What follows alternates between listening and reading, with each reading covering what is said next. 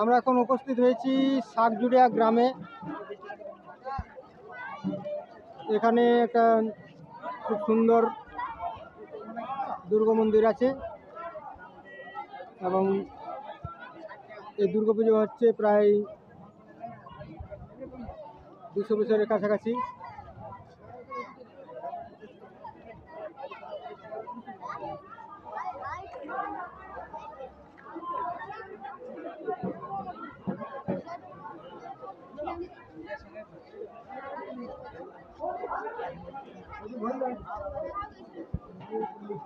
যদিও এটা একটা পারিবারিক পুজো, তবু পুরো গ্রামের লোকেরা এসে এখানে সেলিব্রেশন করে এই পুজোকে নিয়ে।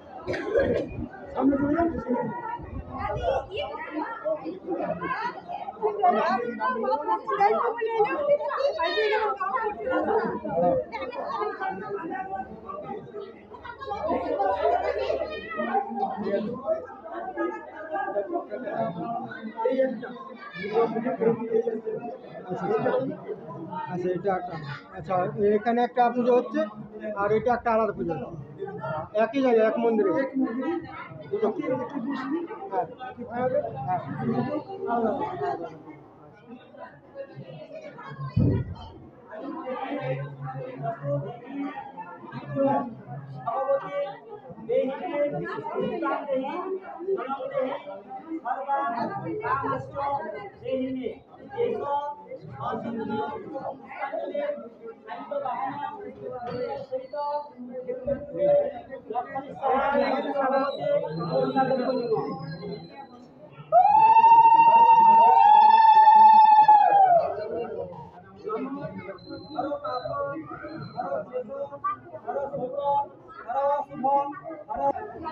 হ্যাঁ, আপনার নাম? আমার নাম অসিত চন্দ্র মিত্র। আচ্ছা, এই পুজোটা কি পারিবারিক পুজো? হ্যাঁ, এটা পারিবারিক পুজো। তাদের পারিবারিক পুজো? মিত্রদের। মিত্র। হ্যাঁ, পারিবারিক। আচ্ছা, এর প্রতিষ্ঠাতা সম্পর্কে কিছু জানা আছে আপনার? এই প্রতিষ্ঠাতা মোটামুটি ইংরেজ সরকার আসার সেই সময় 1-2 বছর পরে, মোটামুটি ধরেন 200 বছরের উপর। আচ্ছা আচ্ছা, তারপর থেকে মোটামুটি 200 বছর। আর আচ্ছা, এর ব্যয় কীভাবে নির্বাহিত হয়? এর ব্যয় নির্ধারিত হয় আমাদের মায়ের নামে সম্পত্তি, পুকুর বা জমি রাখা আছে, সেই সম্পত্তি থেকে যা হয় তা থেকে আমরা পুজো চালাই। আচ্ছা, এবং যদি কিছু শর্ট হয় তাহলে আমরা বিয়ে দিয়ে সেটা মেকআপ করে চালিয়ে দিই। আচ্ছা হ্যাঁ, আচ্ছা, এটা এর বিশেষত্ব কি আছে এই পুজো সম্পর্কে, যে দুটো বলছেন পুজো? হ্যাঁ, ওটা কীভাবে করছে? এটা দুটো পুজো, মানে এর আগে ভেবে 5টা ছেলে ছিল, এবার ভেবে যা হয় সেটা হওয়ার পরে এখানে দুটো পুজো আরম্ভ হয়। তো একটা মন্দিরে তো দুটো প্রতিমা পুজো হতে পারে না, হ্যাঁ, সেই জন্য ওরা পার্থ ঠাকুর পুজো করে আর আমরা প্রতিমা পুজো করি। আচ্ছা, একই মন্দিরে একই মন্দিরে দুটো পুজো, একই পুজোয়, কিন্তু ওরা পার্থ হিসাবে পুজো করে। আচ্ছা, প্রোগ্রাম কী কী হয়? প্রোগ্রাম যে বছর যেমন প্রোগ্রাম হয়, কী কী হতে হয়। আচ্ছা, হ্যাঁ, মার্বেল খেলা বাচ্চাদের নিয়ে। আচ্ছা, যেমন বলিদান আমাদের দুটো হয়। আচ্ছা, এখানে আমাদের বৈষ্ণবী পূজা। আচ্ছা আচ্ছা, এখানে অন্য কোনো বলিদান হয় না, এখানে আখ বলি হয়। আখ বলি হয়, বাহ বাহ, খুব সুন্দর। আচ্ছা, ভবিষ্যতে কি পরিকল্পনা রেখেছেন আপনার? ভবিষ্যতে এবারে যে নেক্সট জেনারেশন আসছে, তারা এখন আমাদের যেভাবে চলছে সেইভাবে চালিয়ে যাচ্ছি।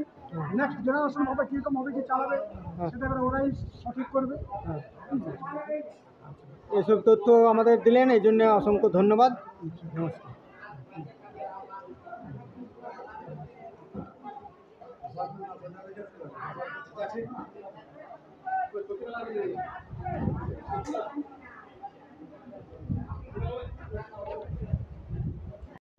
সম্পদ কুমার মিত্র এই সার্জিয়া দুর্গোৎসবের একটু ইতিবৃত্ত নিয়ে পরে আমাদের জানাচ্ছে। হ্যাঁ বলো কীভাবে।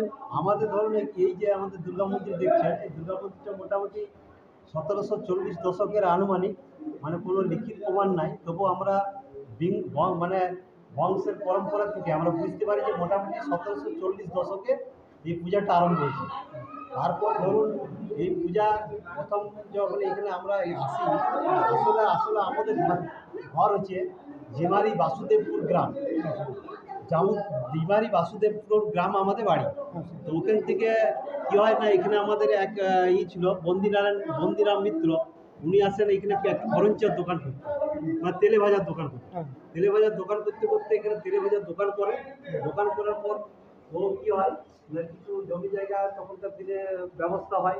তারপর তার এক ছেলে হয়, 4 মেয়ে। তারপর ওই এক ছেলের আবার 5টা ছেলে হয়। সেই 5 ছেলের এই দুর্গা মন্দিরের যে 5টা ছেলে আছে তাদের নাম হচ্ছে, মানে বন্দিরাম মিত্রের ছেলের নাম হচ্ছে লক্ষ্মীনারায়ণ মিত্র। লক্ষ্মীনারায়ণ বেটার নাম হচ্ছে, ওরা 5 বেটা। 5 বেটা, একজন তো বড় হচ্ছে যে লক্ষণ মিত্র, দ্বিতীয় হচ্ছে মানিক মিত্র, তৃতীয় হচ্ছে অদ্বৈত মিত্র, চতুর্থ হচ্ছে শ্রীনিবাস মিত্র, আর পঞ্চম হচ্ছে